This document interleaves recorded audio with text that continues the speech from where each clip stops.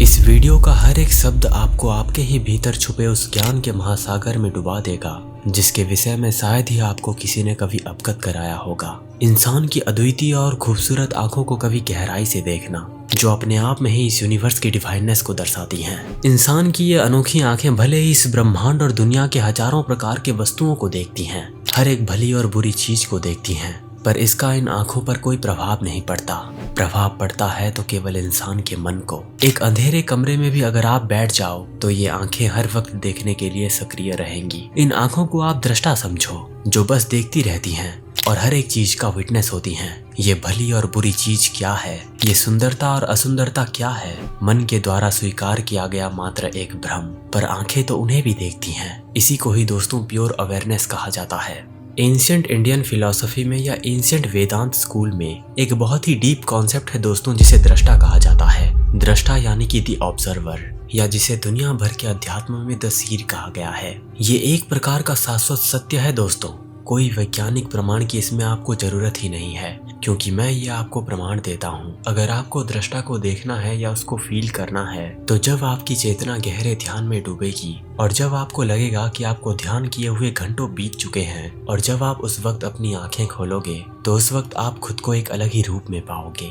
वो आप वास्तव में आप नहीं, बल्कि आपके भीतर ही सालों से सोया हुआ दृष्टा होगा। योग सूत्र 1.3 में लिखा है, तदा दृष्टः स्वरूप एवस्थानम, यानी कि तब दृष्टा अपने वास्तविक स्वरूप में स्थित रहता है। तब यानी कि कब? सत, चित्त और आनंद, यानी कि जब आपका समग्र अस्तित्व चेतना को समझेगा और वो चेतना आनंद में प्रवेश करेगी, तब दृष्टा अपने वास्तविक स्वरूप में स्थित रहता है। आप बस एक पत्थर की मूर्त की तरह जीवन के महासत्य को अपने सामने देख पाएंगे। समय और समाज से परे जब आपकी सोच वास्तविकता की गहरी खाई में प्रवेश करेगी, तब ब्रह्मांड के नियम टूट जाएंगे और आप एक शाश्वत ऊर्जा में इस संसार के हर एक चीज को अपने आप से जुड़ा हुआ महसूस कर पाएंगे। हिमाचल के पहाड़ों की गहराइयों में कहीं दूर शाम को महर्षि रमन एक गुफा में अपने स्टूडेंट्स के साथ बैठे हुए थे। तभी उस गुफा में एक सांप चला आता है। उनके स्टूडेंट्स इतने विचलित हो जाते हैं और इतना घबरा जाते हैं कि वो उस सांप को भगाने या जान से मारने का प्रयास करते हैं। उस सांप ने अब तक उन्हें कुछ नहीं किया था और ना ही वो सांप उनके करीब आया था।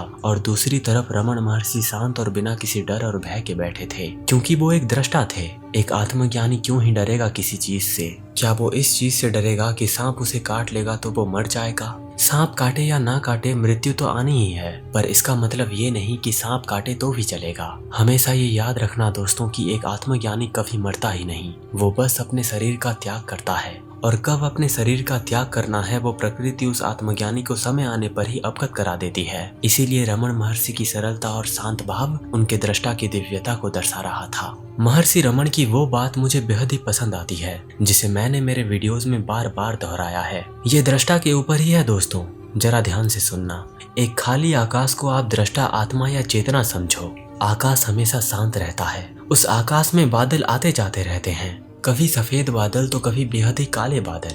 कभी कभार काले बादल समग्र आकाश को भी ढक लेते हैं। पर इसका मतलब क्या आकाश गायब हो जाता है या उसका अस्तित्व मिट जाता है? नहीं, वो हमेशा मौजूद रहते हुए इस भूलोक की ओर अपना नजर बनाए रखता है। यही दृष्टा का एक गहरा और सरल उदाहरण है दोस्तों।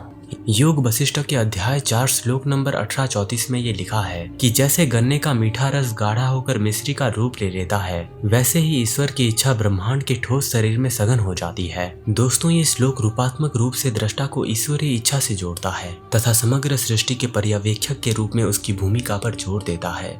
एक बात जो मुझसे कई लोग हर वक्त पूछते हैं कि क्यों आप मेडिटेशन कैसे करना है और कैसे क्या अनुभव किया जाता है, इस पर वीडियोस क्यों नहीं बनाते? क्योंकि अगर आप आपके ही इतिहास के इन गहन ज्ञान को अच्छे से नहीं समझोगे, जब तक आप वास्तविकता और नश्वरता को अच्छे से नहीं समझोगे, तब तक आप असल में वो नहीं जान पाओगे जिस चीज को सदियों से महाज्ञानी समझते आए हैं। मुझे कुछ लेना ही नहीं आपसे, मुझे बस आपको बताते जाना है जिसे मैं समझता आया हूँ। ये ज्ञान आपको कोई भी स्कूल कॉलेज नहीं देगा, क्योंकि हजारों लाखों लोगों के लिए ये तुच्छ है, पर मेरे और आप जैसे लोगों के लिए सत्य है। इस ब्रह्मांड की ओर देखो, आपके सवालों के जवाब आपको अपने आप ही मिल जाएंगे।